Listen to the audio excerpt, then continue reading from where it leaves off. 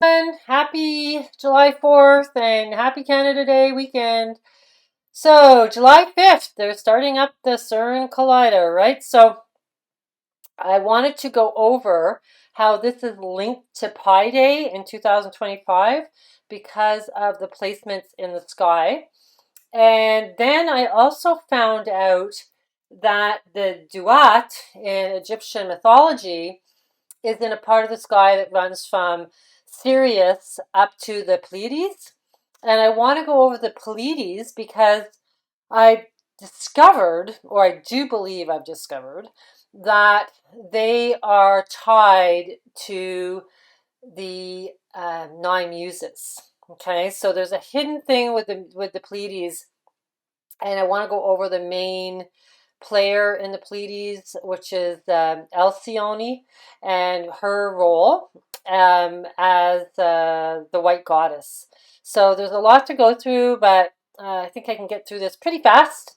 It's exciting, and I want to look at why July 4th is such an important day in the sky, and it ties to the Sirius Star. So we know that Trump, on election, when on his inauguration day, waited in the car, in the beast car, to Sirius started to come up on the heliacal rising. And this is all tied to July 4th. So I want to get into all of this. It's all starting to link together. It's getting really exciting for me because, I've been, you know, fascinated by all these placements in the sky, but I'm getting to know them more intimately, what their role is, right? So I'm starting to understand the whole mythology of Taurus more than just the labyrinth, but the esoteric meaning of the Pleiades and then also the Golden Gate. So there's a lot to go through, but it's all very exciting because this hydrogen collider, they're telling us that what's happening in the sky in 2025 on Pi Day, which is March 14th, is aligning to their starting up on July 5th. Now, the most obvious reason why they're starting it up again on July 5th is because July 4th marks the 10 years since the scientists at CERN started, CERN and started doing this Higgs boson. So the, average person will just go, well, it's just an anniversary.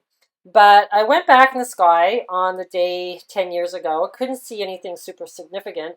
But when I looked at July 5th of this year, like I said, it's tying into Pi Day. So we know Pi and Phi are all tied to the pyramids in Egypt. It's how they were built. So I really do think it's the math of this matrix, right? And I do think that pi, infinity, has to do with a wormhole. I really do believe the pi math is tying to time travel. Okay, and I will get into that and do a pi video. I had promised you guys this a little while ago, but I want to do it closer to July 22nd because that is also Pi Day. And 7, over 22 is pi. So I want to go do that a little bit later this month, but and get more into the whole meaning of pi being time travel and how this all relates to the pyramids. Now, here they're saying CERN is set for a series of events starting on July 3rd, which is today, and then on July 5th, there will be a collision of unprecedented energy levels at the Large Hadron Collider. So it's going to be intense.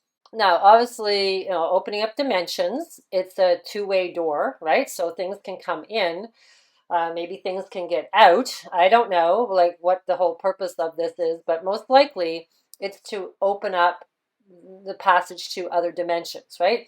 So that you are tearing a hole in the fabric of time, really, which is really scary for a lot of people. But at the same time, I do believe that you have a power to protect yourself if you're at a higher frequency. You just don't attract that stuff. Okay, so but if you start to get negative and go, oh my God, they're doing this, and this is what's happening, you will attract, more negative entities. This is what this is all about. It's to control your mind and become a higher vibration through your thoughts. And this is what this game is about. So, you will attract whatever you believe to yourself. So if you believe that there's demons and goblins coming through this portal, coming out to get you and hurt people, you'll attract that. So the whole goal is to stay at a higher vibration, wear your shield, the armor of God around you, connect yourself to the inner earth, zip yourself up, light up your chakras, and, just shine bright, and they'll leave you alone.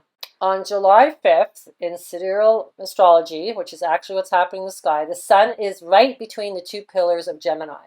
Now, Gemini represents the mortal twin Castor and the ascended twin Pollux, which is on the left. And it's really represents the two twin towers, right? And so with the sun right between there, it's representing the two, dimensions of, what is it, good and evil, or, this whole polarity realm, right? So they're opening it up then. But if you notice, Osiris asteroid is in conjunction with the sun. Now, Osiris is the born-again king, right? That creates, Isis, he gets killed by Seth, and then, all his body parts are divided into 14, and then one piece is missing, which is his phalanx. And then, she finds it, Isis, his wife, finds it, and then she impregnates herself and has her son Horus. It's the mythology of the dying and born-again king. Similar to Jesus, it's like they die and then they come back to life. Okay? So it's this rebirth. It's basically ascension, the mythology of ascension. Now, the whole reason that it's so relevant for me that this is happening, like they're picking this time, is because on Pi Day, the sun is in conjunction with Osiris asteroid on the tail of the whale on Pi Day, which is Einstein's birthday, when the blood moon is happening besides Zavijava, the star in Virgo that Einstein discovered the speed of light from. Okay, now this collider is all about the speed of light. That's how they do this. It's like they create these particles at the speed of light to break through time. Okay, so it's like really relevant. Like there's this whole esoteric language going on because what they picked this day with the same, conjunctions happening. So not only is it linking to Pi Day in 2025 when the sun is conjunct Osiris, but the moon placement is exactly in the same spot. Okay, so we have a blood moon in 2025 on Pi Day on Zavijava, but this time it's not any specific moon. It's not a new moon or a full moon, but the moon is on Zavijava when Osiris is conjunct with the sun. So both things are happening on the same day. So this kind of blew my mind. It was like really like they're telling me, yeah, Pi Day is important. It was like it's like they're talking to me, saying, look, yeah, it's matching Pi Day. Okay, so but it's because of the speed of light and the history of the speed of light to do with the Zavijava star, which is on the shoulder of Virgo. Now, I'll just show this to you guys again. I've shown you this before. The sun is conjunct with Osiris, right on the tail of the whale by the pentagon shape on the right-hand fish of Pisces. Okay, that's that placement. I had to zoom in close. And then we have the blood moon at 322 on Pi Day on Zavijava. 322 being skull and bones number. What is the true esoteric meaning of 322? It goes back to Archimedes. Now, Archimedes was born in 287 BC. He was into mathematics, physicist, engineering, astronomy, and also an inventor. Now, he discovered pi by the equation 223, so reverse number over 71, and then less than 22.7. So that's July 22nd. That's the other pi number besides 314, which is March 14th, right? But so the original pi should be, or they shouldn't be celebrating it on July 22nd. That's the original pi. But I was just fascinated that the number 223 or, reverse 322 has to tie into pi. That just blew my mind. So what are the chances of a blood moon happening on Pi Day, March 14th, but that it's happening at 322, right? So this is like, it's just like, whoa, and it's all tying into the speed of light. Now they've got the collider tying into the same placements. Now this all goes back also, the number 322, to the Pipton tablet records, which is all to do with Pythagorean triples. in the Babylonian time. So 322 is a very important number. It's because it ties to pi, right? It's like 223. It's just the reverse, a mirror. What's everything in this realm is a mirror. So, but it's tying to math. Okay, so the number 322 is linking to math. That's why the Skull and Bones use that number. It's very esoteric. And of course, 3 is March 22nd, which ties to the spring equinox, which was the original rebirth of the year, right? It was the new year. It's the vernal, equinox, which is spring, rebirth. Now, 13 days after Pi Day, I did a video on this. This is when the girl that was the activist that tied herself to the net at the tennis match a couple of weeks ago, she said her date came to March 27th, 2025, which is the Academy Awards Day, right? So I took this day that they're going to start the collider on July 5th this year to March 27th, 2025. There's 32 months, which is the 32 paths of the Kabbalah tree, and 22 days. 22 is the 22 tarot cards. So, this is extremely esoteric. Exactly the same as when the Queen did her ceremony to the Kabbalah tree. And this is why July 4th is so important. Because on July 4th, the Sirius Star at 8:10, 8:11, like I just, it's all happening around that time, 8 o'clock, okay? So, but 8:10 is also the math that squares the circle. Right? I mentioned that in my last video. So the Sirius Star is on the heliacal rising at the east, right? Exactly at 8 o'clock, 8:10. So this year, we actually have Venus right beside the Pleiades. The Sun and Jupiter are in conjunction on the Orion's hammer, and the Sun, of course, is in Gemini. Now, the most important line is the Sirius line right through Orion's belt up to the Pleiades. Okay, this is known as the Duat in Egyptian mythology. I had no idea about this. I just found out.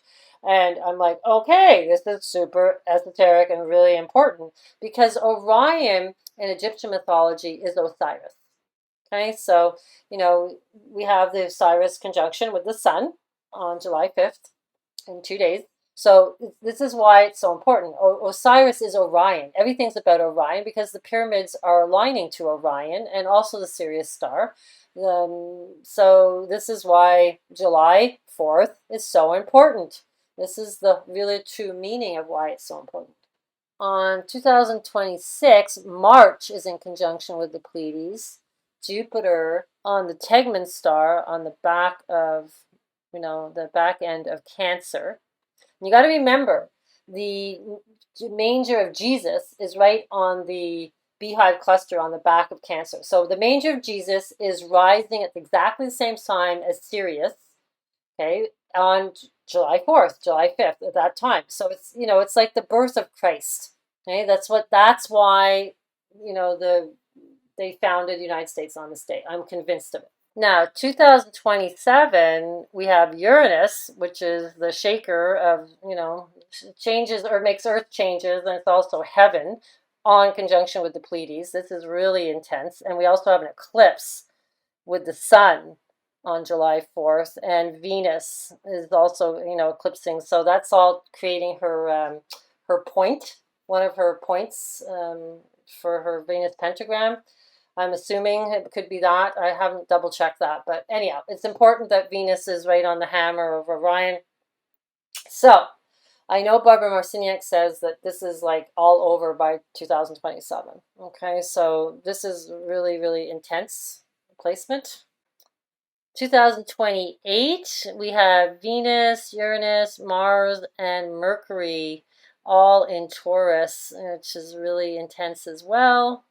Minerva is also in conjunction with the Pleiades on 2028, and there's a painting where Minerva visits the muses. Okay, so I'm convinced that the Pleiades are the 9 muses. They're not the 7 sisters. There's 2 hidden sisters.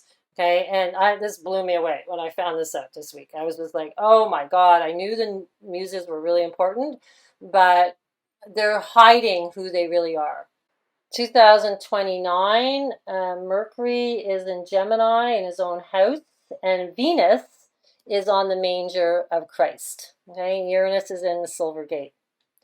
2030's got some heavy stuff going on too.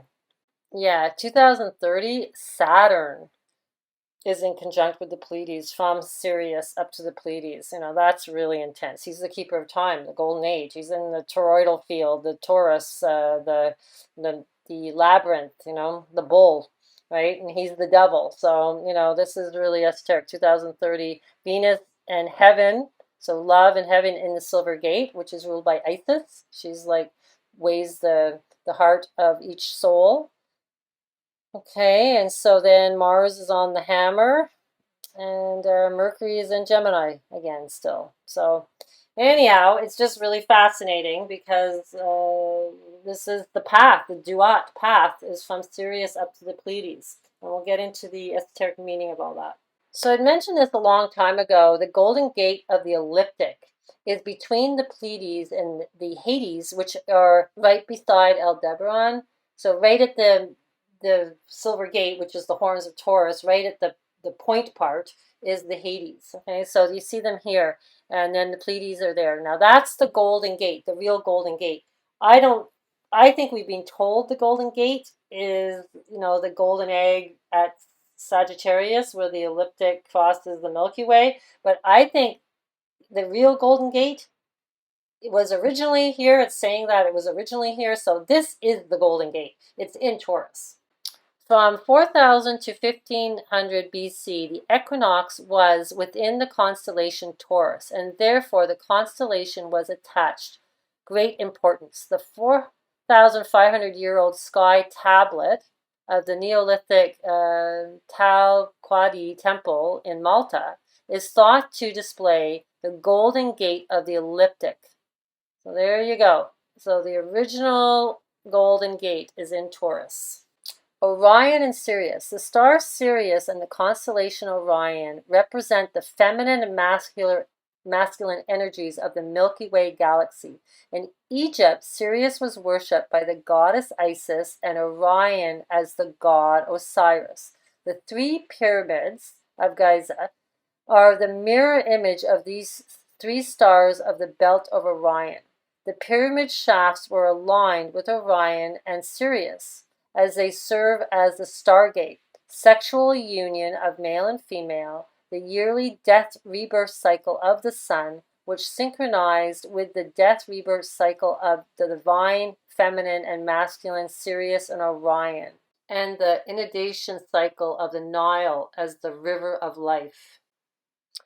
With great astronomical precision, the pyramids were created to serve the pharaoh's gateway to the stars. O king, you are the great star, the companion of Orion, who traverse the sky with Orion, who navigates the Duat with Osiris. You ascend from the east of the sky, being renewed at your due season. This was in the pyramid texts. Now, they always say that July 23rd, Neptunalia Day, is the official day of the dog days of summer. Okay, so this is all when Sirius is supposed to be rising with Cancer. Okay, now this year we have Mercury on the manger of Christ at this date. So, and Neptune is really Christ consciousness. He's like the metaphysical healer. Okay, so this is all tying into a shamanic healer that can pass through the veil. Neptune has a veil or a cloud. It's also the god of storms, the god of horses. There's the good and the bad, but it is very metaphysical, Neptune.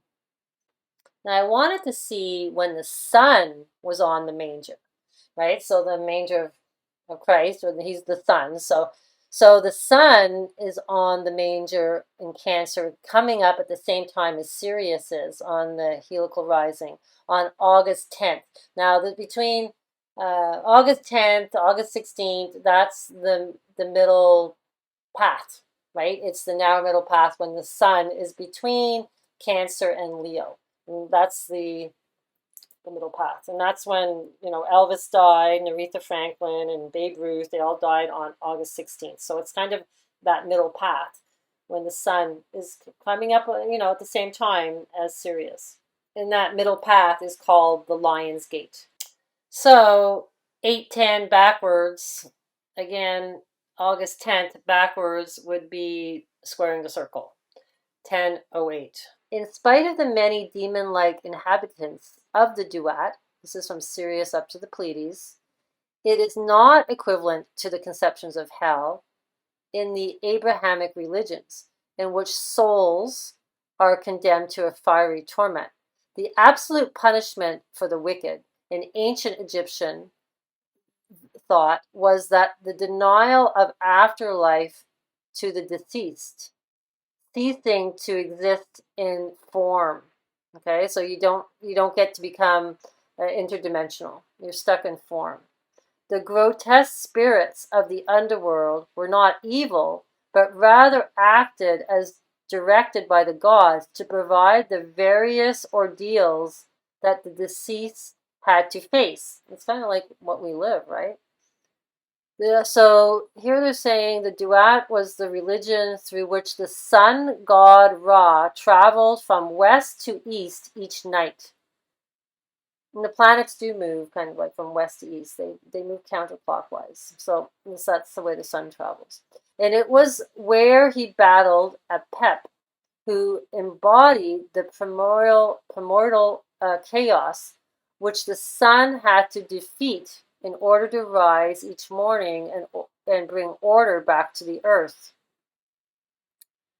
Each night, the sun god Ra traveled through the Duat, bringing revivification to the dead as their main benefit. Ra traveled under the world upon his Atet barge from west to east, of course, the underground journey. He has transformed from the aged Atum form into his young Kepri form, the new dawning sun. The role of the dead king, worshipped as a god, was also central mythology surrounding the concept of the Duat, often depicted as being identical with Ra. Along with the sun god, the dead king traveled to the Duat, the kingdom of Osiris, using the special knowledge he was supposed to possess, which was recorded in the coffin texts, that served as a guide to the hereafter, not just for the king, but for all deceased. According to Duat, the underworld consists of 12 regions, signifying the 12 hours of the sun god's journey through it, battling Apep, in order to bring order back to earth in the morning, as his rays illuminated the Duat during the journey. They revived the dead who occupied the underworld and let them enjoy life after death during the hour of the night when they were in the presence of the sun god, which they resumed their sleep, waiting for the god's return the following night. The rest of the dead journeyed through the various parts of the Duat to be judged, but not to be unified with the sun god like the dead king. If the deceased were successfully able to pass various demons and challenges, then he or she would reach the weighing of the heart. In this ritual, the heart and the deceased is weighed by Anubis against the feather of Mat, which represents truth and justice. Any heart that is heavier than the feather failed the test and was rejected and eaten by Amit, the devourer of the souls, as these people were denied existence after death in the Duat. The souls that were lighter than the feather would pass their most important tests and would be allowed to travel towards Aru, the field of rushes, an ideal version of the world they knew of, in which they would plow, sow, and harvest abundant crops. So there's the plow. The plow is the Big Dipper, right? It's known as the plow. But I'll get into that a little bit more too. But it's just showing that there's Orion is where you're getting your heart weight. Okay, so the Duat is really important from Sirius up to the Pleiades, that whole section where you're going through the Orion belt, which is all aligned to the pyramids where they were using their souls to go through the shafts and escape this realm, I guess. They were able to escape this realm, what they were doing with the pyramids. So it's just like, whoa, this is what this is all about. So again, Taurus, very important constellation. Now, Taurus rules your third eye, rules the money house, your ability to attract abundancy to yourself. Okay, so this is all tying into all of it. That's why the eye is on the $1 bill with the pyramid, okay, in the US. So here we go. Sirius, part of the Egyptian Duat. Moreover, Sirius was related highly in the ancient Egyptian religions due to its location in part of the sky held to be particularly potent for the attainment of immortality. In fact, not only Sirius, but also several stars of importance to the ancient Egyptian religions are located in the same area of the sky. The star Sirius is mentioned specifically in the Egyptian Book of the Dead as the point to which the souls of the deceased go. Okay, so they go there. It's like that's probably the rushes, where you get to have this perfect life. Now, Sirius used to be part of Orion, okay, way back, as are 4 stars of the Great Bear, a constellation nowhere near the Duat, but in fact right at the celestial North Pole. According to the late 20th century research, certain stars were singled out by the builders of the Egyptian pyramids as sacred. Specifically, it was the stars in the region of the sky called by the ancient Egyptians the Duat, which attracted the primary attention of the Egyptians and their pyramid builders. The Duat included the star Sirius and part of the constellation Orion. This region of the sky was considered to be spiritually activated and capable of properly receiving the souls of the departed only at the time of the summer solstice, when Orion and Sirius appeared on the eastern horizon in the final moments of the dark skies before the sun would rise. Note that Sirius played a significant role in visually announcing the onset of this period. Here again is indication of the importance of Sirius in the ancient Egyptian world. Sirius was an object of wonder and veneration to all ancient peoples throughout human history. In the ancient Vedas, this star was known as the chieftain star. In other Hindu writings, it is referred to as Sukra, the rain god, the rain star. The dog star is also described as he who awakens the gods of the air and summons them to their office of bringing rain. By the ancient Egyptians, Sirius was revered as the Nile star, or star of Isis. Its annual appearance just before dawn on June 21st solstice, heralding the coming rise of the Nile, upon which Egyptian agriculture depended. This particular heliacal rising is referred to in many temple inscriptions, wherein the star is known as the divine Sipat, identified as the soul of Isis.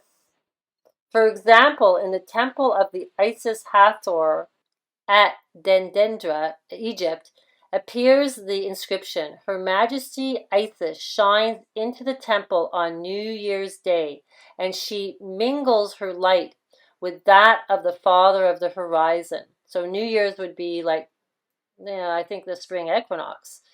The Arabic word al-Shaher resembles the Greek, Roman, and Egyptian names, suggesting a common origin in Sanskrit, in which the name Surya, the sun god, simply means the shining one.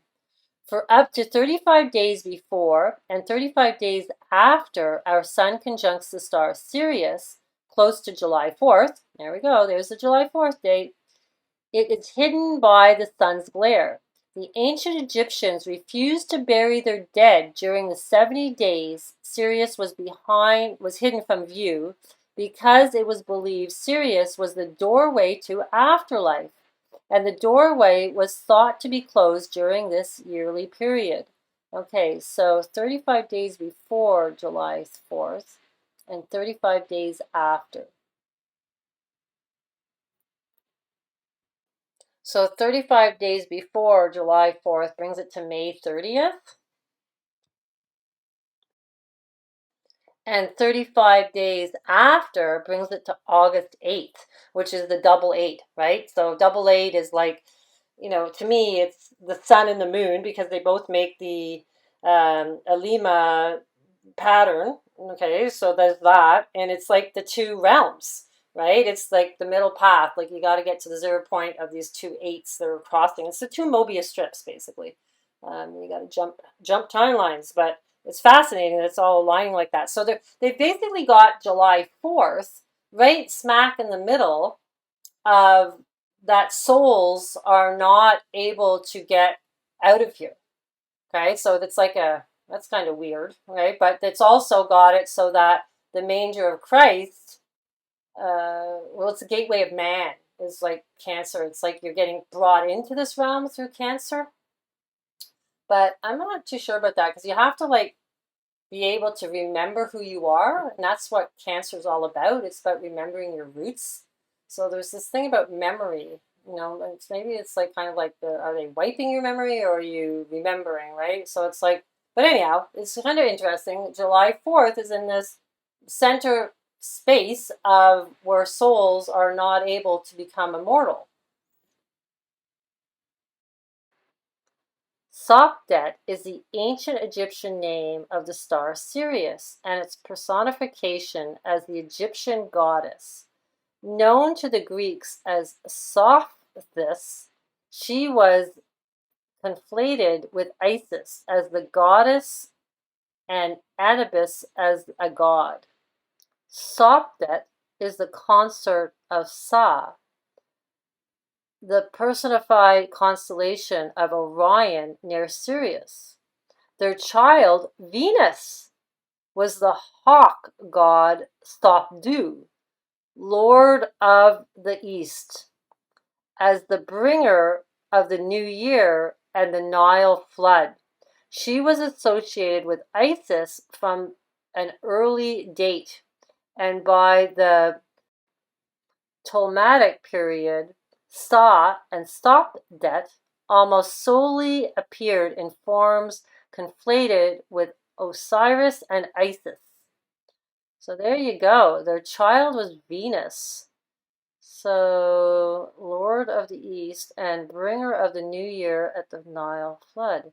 So the new year, they're saying, is like the flood is supposed to be happening, right? They're saying around the solstice. So that's interesting. So their new year is kind of associated with the solstice, the summer solstice. It's not the spring equinox.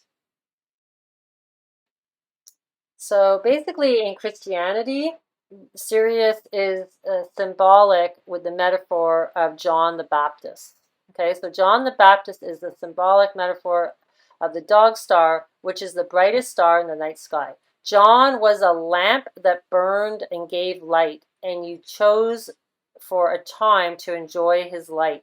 God spent backwards is dog also. The dog star is the brightest star in the night sky, hence why some sun worship is directed towards it. In ancient Egyptian mythology, Isis had her head chopped off. In ancient Egyptian mythology, also in the Bible, John the Baptist had his head cut off by King Herod, which could be a contribution of the word Horus. Isis has a lot of connection to the dog star system itself as well. The name Jesus also comes from the name Isis or Horus, as many people wrongly think. The worship of Isis was a major religion in ancient Rome, despite being an ancient Egyptian god. So the original Jesus could well have been John the Baptist at one point. Wow, I know he had a divine birth, so that's pretty amazing.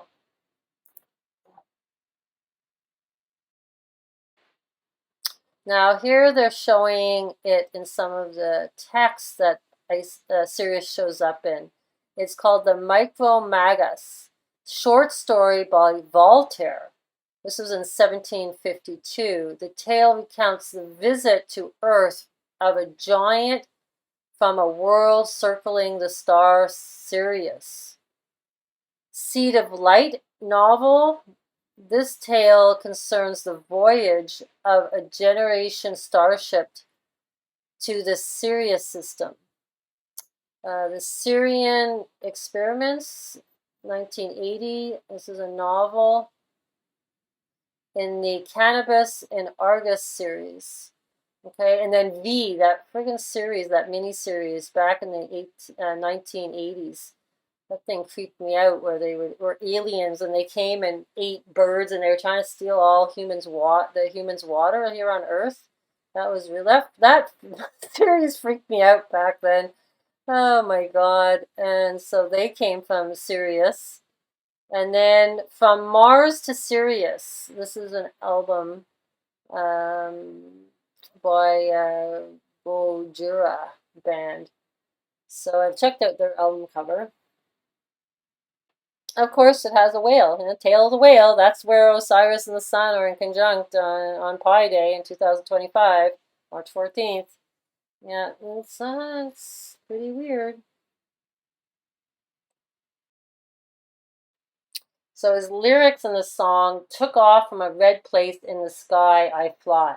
Now, the red star would be Aldebaran, which is close to the Hades and the Pleiades.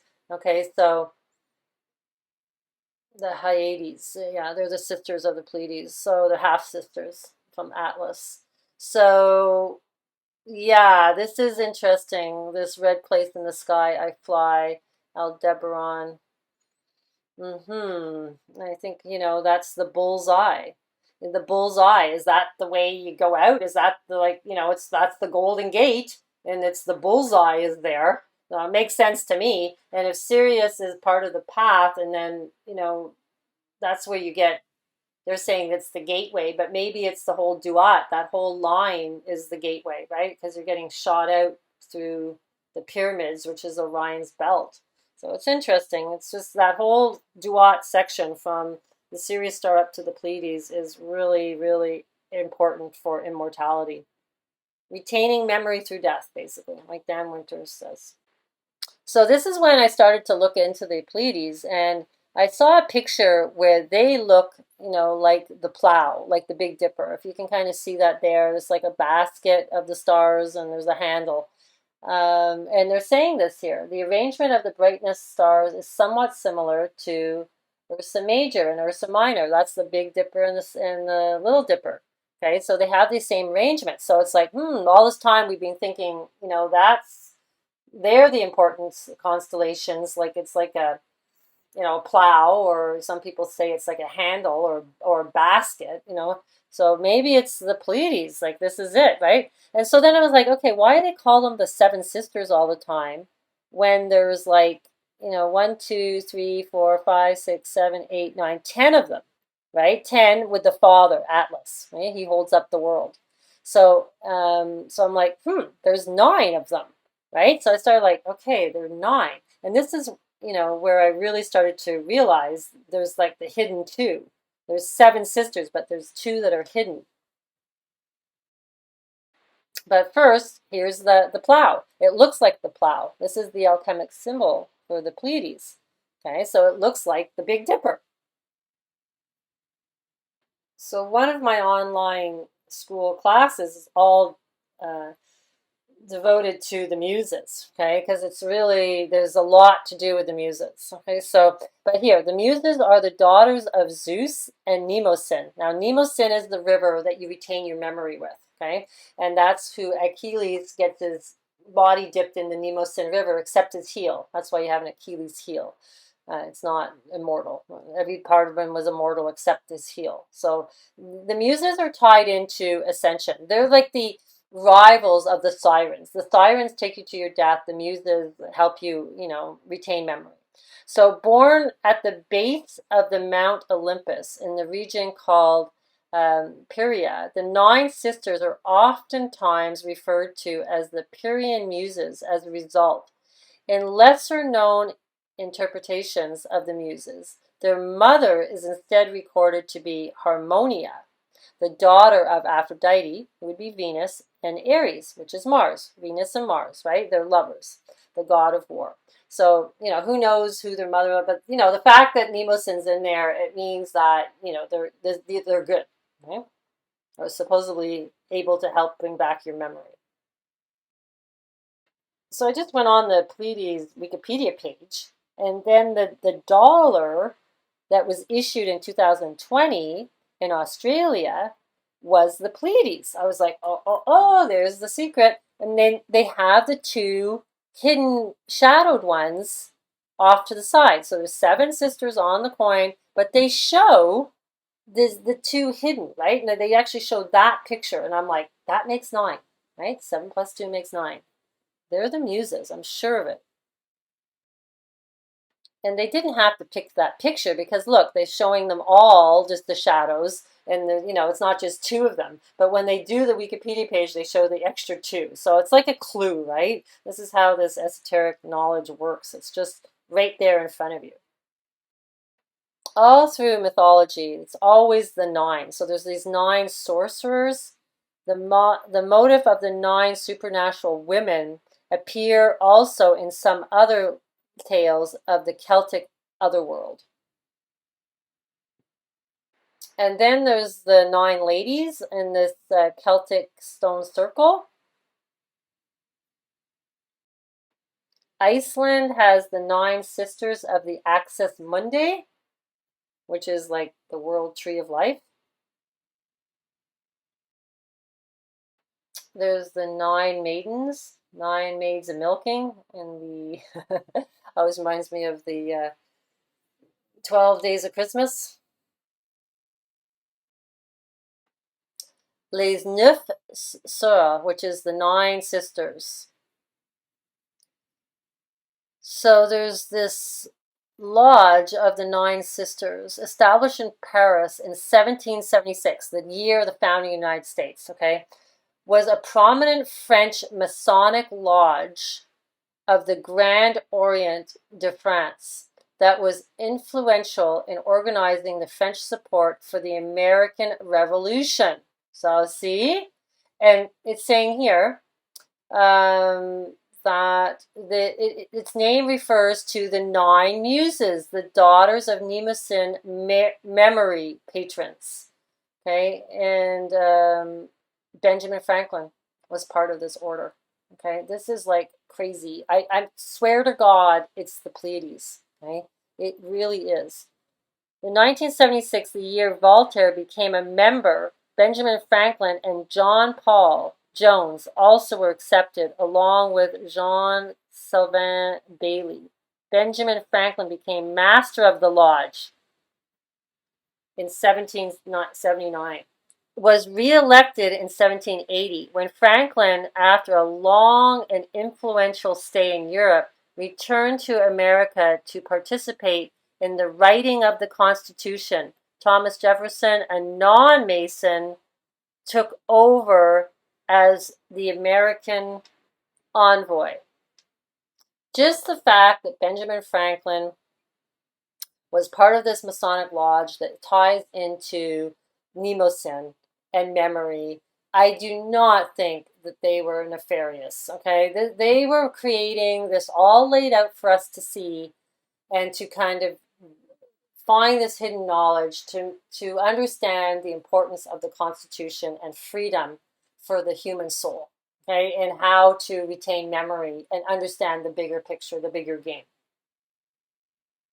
Now, Jehovah Witness, they're saying here the denomination taught until the 1950s that Alcyone was likely to be the site of the throne of God. Okay, so who is Alcyone? That's the main star in the Pleiades. Okay, so the Pleiades are the throne of God. This is like mind-blowing for me. I've been staring at that cluster up in the sky for friggin' years. wondering what it is, and yeah, that's what it is. It's the throne of God. In Theosophy, it is believed the seven stars of the Pleiades, well, actually nine, focus on the spiritual energy of the seven rays from the galactic logos to the seven stars of the Great Bear, then to Sirius, then to the sun, then to the God of Earth, and finally through the seven masters of the seven rays to us. And then they're saying here, Barbara Marciniak, author of The Bringers of the Dawn, is one of the authors who contributes to the New Age mythos of the Pleiadians ET beings who are linked to human ancestry. Okay, so this is just like, whoa! Even the Fellowship of the Ring, the netted stars were most likely referencing the Pleiades. Barbara Marciniak, the bringer of the lights, is one of the authors who contributes to the New Age mythos of the Pleiadian ETs, beings who are linked to human ancestry. So there you go. It's the throne of God, the Pleiades. They're called the watery cluster. You can see them when you look at Taurus. They're just like this little blurry blob up in the sky. It looks really like they call them the rainy ones. And it makes sense now because it ties into Sirius, the whole Duat being the bringer of the rain of the Nile, right? The rising of the Nile River. So yeah, that's why they're the rainy ones. They're all part of it because they're tied to Sirius, to the Duat. So Alcyone, I see this as all seeing one. Okay, that's the way I see this word, Alcyone. It's like all seeing one. Goddess, moon, the goddess of the sea, the moon, calm and tranquility. Okay, she is the white goddess. Right? I had a dream about her, and it was about water.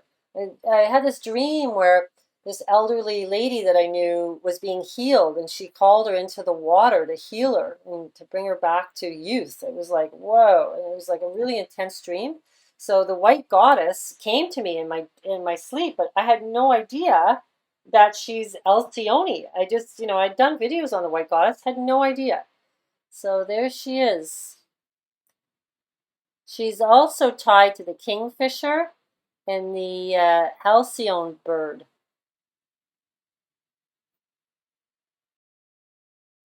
Alcyone is the brightest star in the Pleiades.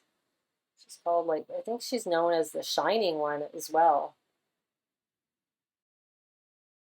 Now, the mythology of Alcyone and her husband says is that they were madly in love with each other. She was a Thessalian princess and later queen of Trechis.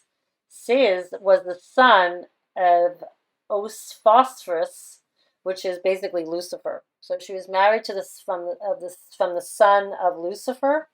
Now Zeus was jealous because they were being compared to Zeus and Hera, which is Juno, his wife, and saying that they were madly in love just as much as Zeus and Hera. And then Zeus got jealous, and so he sent the lightning bolt to sink his ship when he was out at sea.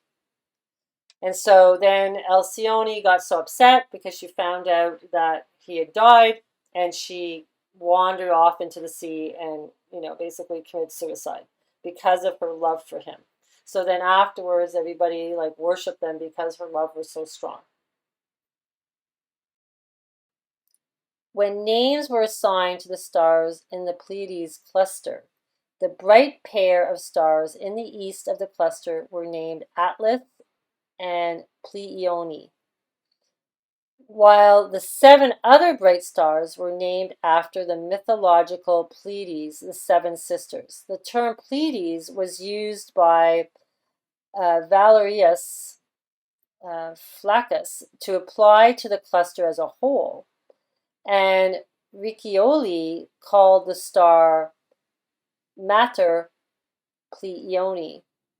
There is some diversity of opinion as the origin of the name Pleione and the Pleiades. So the meaning of their name meaning to sail. Okay, and then they're saying advised to set sail only when the Pleiades were visible at night, lest they met their misfortune. So you only sailed when the Pleiades were up in the sky. Then they also mean more or plenty or full. And then finally, the last comes from the Pleiades, the doves. So they're the doves. So when you see dove symbolism, they're referring to the Pleiades. And then the best-selling 1955 Nature book published Time Life called The World We Live In. There was an artist's impression of Pleione entitled Purple Pleione. So she turns purple, the Pleione, which is the mother of the Pleiades. Purple Pleione, a star is familiar in the Pleiades cluster, rotates so rapidly that it has flattened into a flying saucer and hurled forth a dark ring of hydrogen, which makes her violet light. And also they're referred to as orchids. And then there's this singer called Fat John in his new album 108 Stars. Is a track to 28 Tauri. So she is 28 Tauri, the mother. And 28 ties to the joints in two hands, right? 14 joints in each hand, 28, and this all ties into 88, the number 88 again, and this creates pi. Okay, so it's just nuts how it's all like linked. And then they also have here, they're talking about these Alcyonium digitultums. There's zoophytes, okay, and it's also tying into the fable of the Halcyon bird. Okay, yeah, because they got turned into birds. So basically, Alcyone and her husband got turned into these Halcyon birds. That's the mythology. Zeus turned them into birds. The legend of the Halcyon or kingfisher nest, which has no foundation to natural history, since the Halcyon does not build any kind of nest, but lays eggs in holes by the waterside, can refer only to the birth of the new sacred king at the winter solstice, and the queen who represents his mother, the moon goddess, has conveyed that the old king's corpse to the sepulchral island, which is like a tomb island. But because of the winter solstice does not always coincide with the same phase of the moon every year, must be understood at every great year of 100 lunations is the last of which solar and lunar time were roughly synchronized, and the sacred king's term ended. So there's a kind of a secret code going on in here. They're talking about the great year, and it's tying into the solar and lunar synchronization, which basically happens every 33 years, but I don't know why they're saying 100 lunations. So yeah, it's kind of weird. So Homer connects to the Halcyon with the Alcyone, a title of the Meleager wives Cleopatra, and with the daughter of Elus, guardian of the winds. Halcyone cannot therefore be Halcyone, sea hound, as is usually supposed, but must stand for Alcyone, the queen who wards off evil. Okay, so then there's also saying here the Halcyon alleged nest in detail. Okay, so they're saying here he's a zoophyte. This is this little sea creature thing. And then they're saying here it all ties into the solstice and the setting of the Pleiades. Reports that the Halcyon is rarely seen, this little zoophyte, it's rarely seen, and then only at the two solstices and at the setting of the Pleiades. This proves her to have originally been a manifestation of the moon goddess, who was alternately the goddess of life and death at the winter solstice, and death in life at the summer solstice, and who, every great year, early in November, when the Pleiades set, send the sacred king his death summons. Okay, this is crazy because I've talked to you guys about Trump being the king and then taking him out in early November. Okay, and then this comes up about the sacred king's death summons. So that's interesting. I think, 2023, November 8th is pretty crazy. It all ties into Trump with his Saturday Night Live performance. I did a whole video on that. So in Quebec here, there's a bank called Desjardins, and they're using the whole mythology of Alcyone, calling it the Days of Alcyone, or sometimes they're called the Halcyon Days, right? Which is the calm, 7 days without a storm after the winter solstice that allow the kingfishers to tend to their eggs and hatch their offspring. So they hatch them 7 days after the solstice, the days of Alcyone, calm before the storm. So there you go, the calm before the storm. Isn't that what Trump said? That was a famous saying that he said. These are Alcyone days, the calm before the storm. So this is like right before the winter solstice.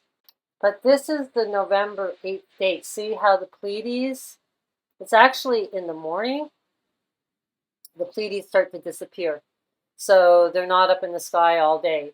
And right on the heliacal rising at the east, we have Osiris. So there's Osiris coming up and then the Pleiades going down. And they're saying that's the time when the king dies. So that's what's happening in 2023. It's like, whoa, this is, it's like when the election is happening, right? So it's going to be really intense. And it wouldn't surprise me if he's just like, it's all part of the story, right? That he just exits, whether he, really something happens to him or not. Like, who knows at this point? We don't know what's real anymore. So it's just like, it just would be part of the storyline of ancient mythology for something like that to happen.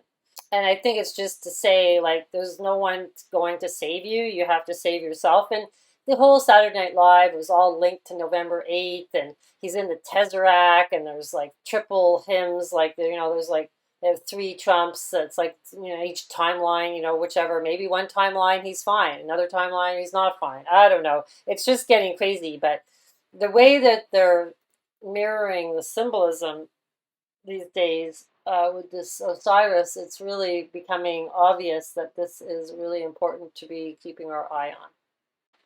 But then check this out. In 2025, the year of the Pi Day, blood moon, Osiris is right by the Pleiades, which is the crown, well, the throne of God, and so is Uranus, which is heaven. So that's really intense. So who the heck knows? But just got to keep our eyes and ears open to see kind of if they're dropping clues. So I appreciate you guys when you send me stuff. It's awesome. So even Morpheus ties into this, right? So this is all to do with the Matrix, Morpheus. Morpheus, home to the Greek myth of the underworld, okay? The cave where Morpheus slept, and this god slept most of the time, was filled with poppy seeds. You guys know I've talked about poppies making you go to sleep, right? Tons of videos on this topic. In ancient Greek, poppy seeds were used as a painkiller, but a side effect was intense drowsiness. When the morphine drug was created, Morpheus' name was used due to his sleep-inducing powers and association. The land of dreams was also said to have 2 gates, one made of ivory and the other of horn. In the ancient Greek, ivy was associated with the deception and the horn with truth. The words are very similar to each other, but the effect is lost in the translation. Okay, so their spelling is almost the same. In Socrates' Charmides, he refers to the ambiguity of Morpheus giving the sleeper dreams to interpret. Listen then, I said, to my dream. to see whether it comes through the horn or through ivory. Wow, so you have to be able to lucid dream. This is what Dan Winter says. You cannot retain death through memory, retain memory through death unless you're able to lucid dream. So this is very important to start to be able to measure your brain waves to see if you can do this. And he has binary beats that you can use with Flame Dot in Mind. I think it's Flame in Mind. Yeah, it's an app that you can get. And this balances your brain and can get you to lucid dream. The symbolism of phosphorus in urine is popping up everywhere because we know that urine is actually phosphorus, which helps make plants grow. And phosphorus would be Lucifer. Phosphorus also activates DNA. Somebody sent me this. Breaking Ukraine army accuses Russia of firing phosphorus bombs on Snake Island. It's just crazy. And I also had somebody sent me, I can't remember where the screenshot is, but there was more stuff about, creating urine to be phosphorus, right? So that to help with growing food. So they're showing it all the time, this whole phosphorus symbolism. And it's it's the bringer of the light. It's, it's all tied to that, but I do think it's all tied to urine. In the end, it's like they seem to be wanting to collect urine to grow food. So there you go.